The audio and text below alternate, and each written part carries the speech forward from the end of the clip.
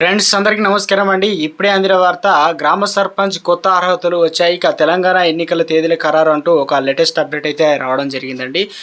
వీడియోలో అయితే దానికి సంబంధించి కంప్లీట్ ఇన్ఫర్మేషన్ అయితే తెలుసుకుందామండి. వీడియోని పూర్తిగా చూడండి, ఇన్ఫర్మేషన్ అయితే అర్థమవుతుంది. మొదటిసారి కనుక ఛానల్ చూస్తే వెంటనే సబ్స్క్రైబ్ చేసుకోండి. చూస్తున్నారు కానీ సబ్స్క్రైబ్ చేయకుండానే వీడియోస్ వస్తున్నారని దయచేసి ఛానల్ సబ్స్క్రైబ్ చేసుకొని bell button all notification activate చేసుకోండి. ఇక అదేవిధంగా లైక్ చేయడం మర్చిపోతాను, దయచేసి లైక్ చేయండి. ఇక లేట్ చేయకుండా వీళ్ళకైతే వెళ్ళిపోదామండి. మనం గ్రామ పంచాయతీ అదేవిధంగా మండల జిల్లా పరిషత్ స్థానిక సంస్థలు జరిగే ఎన్నికల్లో పోటీ చేయడానికి అభ్యర్థికి ముగ్గురు బిడ్డలు ఉంటే అనర్హులు అవుతారని ప్రధాన నిబంధన ఉండేది.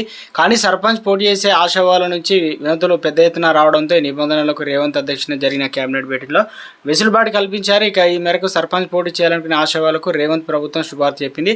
ఇదివరకే సర్పంచ్గా పోటీ చేయాలని అంటే ఇద్దరు పిల్లలు మించి ఉండకూడదు అయితే నిబంధన ఉండేది. కానీ ప్రస్తుతం ప్రభుత్వం ఆ నిబంధన తొలగిస్తూ ముగ్గురు లేదా ఆపై ఎంత మంది పిల్లలున్నా కూడా సర్పంచ్ ఎన్నికల్లో పోటీకి అర్హులవుతారని రాష్ట్ర కేబినెట్ అయితే నిర్ణయం తీసుకుందనమాట.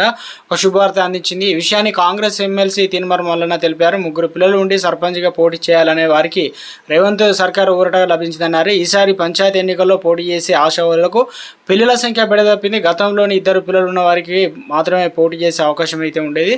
ముగ్గురు అంతకన్నా ఎక్కువ పిల్లలు ఉంటే పోటీలోకి అనర్హులు. కానీ 2019 మున్సిపల్ చట్టం ప్రకారం పిల్లలకు ఎంతమంది ఉన్నా కూడా ఈసారి పంచాయతీ ఎన్నికల్లో పోటీ ఆటంకాలు లేవని రేవంత్ ప్రభుత్వం నిర్ణయం తీసుకుంది.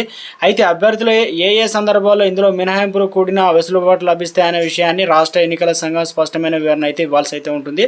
కాగా గతంలో పంచాయతీ ఎన్నికలు పోటీ చేసే అభ్యర్థులకు ముగ్గురు పిల్లల విషయంలో అనర్హత సంబంధించి చట్టం 1994 మే 30 అమల్లోకి అయితే వచ్చిందనమాట. సో ఆ తేదీకి ముందు ఎంతమంది పిల్లలు ఉన్నా అర్హులు. తర్వాత చట్టంలో అమలుకి వచ్చినాక ఒక సంవత్సరంలోగా 1995 మే 29లోగా మూడో బిడ్డ పుట్టిన అనర్హులు కాకుండా మినహాయింపు అయితే ఉంది. ఇక మొత్తానికైతే పూర్తి స్థాయిలో కూడా పంచాయతీ ఎన్నికలకు సంబంధించి ఎవరైతే ఇప్పటికే తెలంగాణ రాష్ట్ర వ్యాప్తంగా ఎదురు చూస్తున్నారో సర్పంచ్లకు సంబంధించి గుడ్ న్యూస్ అయితే అందించారనమాట.